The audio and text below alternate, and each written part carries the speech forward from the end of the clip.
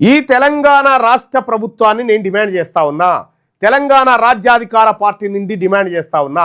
ఇవాళ క్యాబినెట్లో తీర్మానం చేసి కులగణన లెక్కలు నిజంగా మీరు నీతిమంతులు నిజాయితీ పరులు మీరు నిజంగా బీసీల పక్షపాతులు అయితే మీ ఒంట్లో చీము నెత్తురే ఉంటే ఈ రాష్ట్ర ప్రభుత్వానికి కులగణన లెక్కలు బయట పెట్టియాల.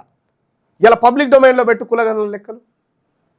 నువ్వు పెట్టవు పిరికోని నువ్వు మీ అంత పిరికోళ్ళు ఆడున్నారా? మీరు కుక్కరిస్తే ఎగబడికేటోళ్ళు మీరు. మీ పిరికి ప్రభుత్వం ఇది, పిరికి ప్రభుత్వం ఇది, దమ్ము లేని ప్రభుత్వం. నీకు దమ్ముంటే మొనగానివే అయితే నువ్వు నిజంగా నల్లమల్ల పులివే అయితే పో. ఇవాళ బీసీల లెక్క చెప్పు పో.